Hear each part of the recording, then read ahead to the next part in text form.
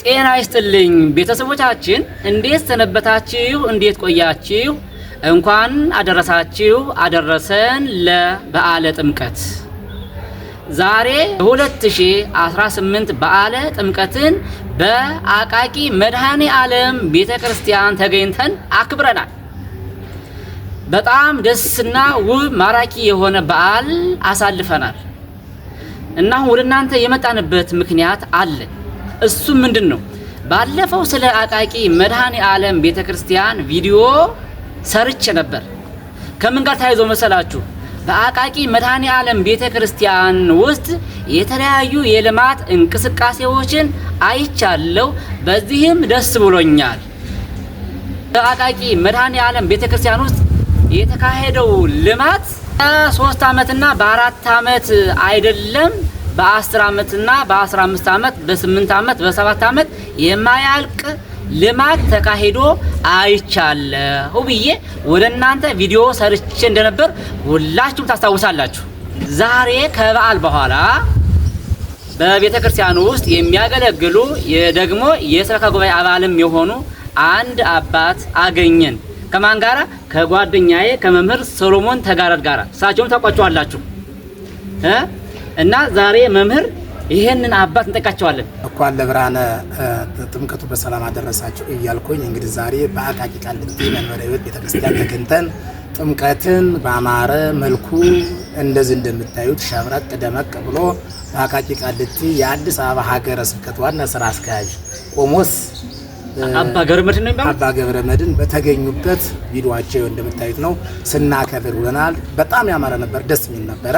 ስለዚህ ከዛ መልስ ደግሞ ቤተክርስቲያን እንደምታዩት ጸጥ ረጭ ያለ ያማረ የድሮ ቅርስ የሆነ ቤተክርስቲያን ስለሆነ ከነዛ መሃል አንዱ የቤተክርስቲያኑ የሰበካ ጉባኤ ኃላፊ የሆኑ መምህር ዘላለም ቀርበን አግኝተናቸዋል። እስቲ መምህር ዘላለም ቀርበ እስቲ መጀመሪያ በቡራኪዎት እስቲ እሺ በረከታ ያለ ጽይፍቱ እሺ በስመ አብ ወወልድ ወመንፈስ ቅዱስ አሐዱ አምላክ አሜን። ሊቃውንተ ቤተክርስቲያን አባቶች፣ ካህናት፣ ወንድሞች ዲያቆናት፣ ምእመናንና ምእመናት ሁላችሁም በእግዚአብሔር ፍጹም ሰላምታ እንደምን ዋላችሁ። እንግዲህ እንኳን ለብርሃነ ጥምቀቱ በሰላምና በጤና አደረሳችሁ። በዓሉን በሰላም እንድናከብር በሰላም ወጥተን በሰላም እንድንገባ የረዳን አምላካችን እግዚአብሔር ስሙ የተመሰገነ ይሁን። እንግዲህ እጅግ በአማረ ሁኔታ በእውነት ለየት ባለ ሁኔታ የዘንድሮውን በዓለ ጥምቀቱን አክብረናል። ፕሮግራሙም ቤተክርስቲያን ስርዓቷን ትውፊቷን በጠበቀ መልኩ የካህናቱ ባለባበሳቸው፣ ምእመናንም እንዲሁ ሁሉም በየተቻለው በየተሰጠው እግዚአብሔርን አገልግሎ በረከት አግኝቷል ብዬ አምናለሁ። እጅግ በጣም ደስ የሚል ነበረ። ሁሉም የተደሰተበት ነበረ። የጸጥታ ችግር የለብን። እጅግ በጣም በአማረ ሁኔታ ነው በዓላችንን የጥምቀትን ታቦቱን ወደ መነክሩ የመለስ ነው ማለት ነው። በጣም ጥሩ እናመሰግናለን አባታችን። እንግዲህ ቅድም እንዳልኩት ባለፈው ስለ አቃቂ መድኃኔ ዓለም ልማት በጣም ሰርቻለሁ፣ በተደጋጋሚ አውርቻለሁና ያ ልማት የተናገርኩት ነገር እውነት ነው ወይስ እንዴት ነው? እስኪ በርሶ አንደበት ይመስከር። እሺ አመሰግናለሁ። እንግዲህ በትክክል ነው፣ እውነት ነው። አቃቂ መንበረ ሕይወት ከሌሎች አብያተ ክርስቲያናት ለየት የሚልበት ምእመናን ለልማት ብለው ከሚሰጡት ገንዘብ እጅግ በደንብ አንዲት ሳንቲም ሳትቀር ቀጥታ ወደ ልማት ነው የምትውለው። ለዚህም ደግሞ ምክንያቱ ምንድነው ከተባለ ታላቅ የቤተክርስቲያኑ ከመጡ ከ4 ዓመት በላይ ይሆናቸዋል። እጅግ ሊቃውንቱን በፍቅር ምእመናኑን በፍቅር ልክ ሳምንት እስከ ሳምንት እስኪደርስ ድረስ ምእመናኑ የሚናፍቃቸው ታላቅ እና ትጉህ የሆኑ ምሁር የሆኑ አባት ሊቀ ጉባኤ አባ ህሩይ ደስታ እንግዲህ በሊቃውንተ ቤተክርስቲያን ይታወቃሉ። እጅግ ትሁት የሆኑ መናኝ አባት ናቸውና በሳቸው አማካኝነት እኛ ሰበካ ጉባኤ ልክ ከሳቸው የሚመጣውን መመሪያ በመቀበል ልክ እጅግ ፍቅር በሰፈነበት ሰላም ባለበት ሁኔታ ስለምናካሂደው ልማቱ በአንድ ዓመት የሚያልቅ ነው ተብሎ የማይታሰብ ልማት እጅግ የአባቶች ማረፊያ በጣም ፕሮቶኮሉን የጠበቀ መኝታ ክፍል ያለው መታጠቢያ ክፍል ያለው ኪችን ክፍል ያለው እጅግ ያማረ ደስ የሚል አስመርቀናል። የአባቶች ማለት ገለጹት። የአባቶች ማረፊያ ማለት እንግዲህ ጳጳሳት ከዚህ ቦታ ላይ ሲመጡ እዚሁ አርፈው እዚሁ ቀድሰው አቁርበው እንዲሄዱ ለነሱ ማረፊያ የተዘጋጀ ማለት ነው ለአባቶች ሲባል እና በጣም ከሩቅ ቦታ ለሚመጡ አባቶቻችን ለጳጳሳት ማለት ነው ማረፊያ። ከዛ በተጨማሪ ደግሞ ጂፕላስቱ የሆነ በባለፈው ወንድሜ እንዳስተላለፈው ሙዚየም ተሰርቷል። እንግዲህ ታላቅ ቦታ ነው። ብዙ አመት ከጀርባ ያለው ነው አይደለ? ከጀርባ ያለው ይሄ አይደለ እንትን ሙዚየም የምትሉት? አዎ፣ በጣም ጥሩ። እሺ፣ እጅግ ቦታው ታሪካዊና ብዙ ቅርስ ያለው ቦታ እንደመሆኑ መጠን ፕሮቶኮሉን የጠበቀ ስታንዳርዱን የጠበቀ በባለሙያ ተጠንቶ እጅግ ባማረ ሁኔታ ተሰርቷል። ይህ ሁለቱን በአንድ አመት ነው እንግዲህ እውነት ለመናገር ከሆነ የእግዚአብሔርም እጅ ስላለበት የምእመናንም ትብብር እና እንዲሁ ደግሞ አሁን እንዳልኳችሁ ታላቁ አባታችን የቤተክርስቲያኑ አስተዳዳሪ ሊቃውንቱንና ምእመናኑን በፍቅር አስተባብረው ስለሚሰሩ ብቻ እንጂ በ3 አመት በ4 አመት መምረዝ ላይ ተነባይ ቤተክርስቲያኑ አቃቂ መንበረ ሕይወት ታቦት ቁሞ አይለመንም ይባላል እና ይሄን ገንዘብ ከየት አመጣችሁት ነው ይሄ ሁሉ ልማት የተሰራ? እስቲ ብዙ ጊዜ ልመና የለም አቃቂ ቀልቶ ይባላል ሰምታችሁ ታቦት አቁሞ ልመና የለም የሚባል ግዝት አልደውም። ስለዚህ በምንም ተአምር አቃቂ መንበረ ሕይወት ታቦት ቁሞ ልመና አይካሄድም ነው ይባላል። እስቲ እንዴት ገንዘቡን ከየት አመጣችሁት ነው ይሄን ሁሉ ቤት የተሰራ እና እንዴት ነው ልመና ከለላ? በጣም ጥሩ እውነት ነው። በጣም የሚገርመውም ይሄ ነው። እንደ ሌሎቹ አብያተ ክርስቲያናት ጥላ ተዘግዝቆ ታቦት ቁሞ አይለመንም። አባታችን ብቻ ማሳሰቢያ ይሰጣሉ ለሚመጡት ምእመናንም ቤተክርስቲያኑን የሚወዱት ከዚህ አንፃር ነው። እዚህ ቦታ ላይ ወንጌል ብቻና ብቻ ነው የሚሰበከው። ከዚያ በኋላ ስለ ልማቱ ገለጻ ይደረጋል። እየተሰራ ያለው ልማት ቀጥታ ምእመናን እንዲጎበኙት ነው የሚደረገው።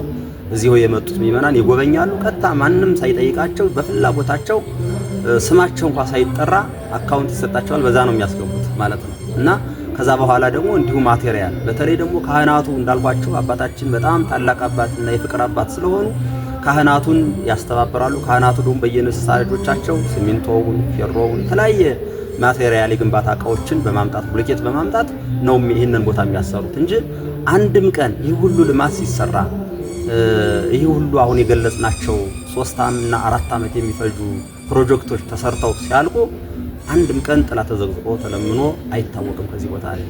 ብቻ ግን ስለ ልማቱ ለሚመጡት ምእመናን ገለጻ ይደረጋል።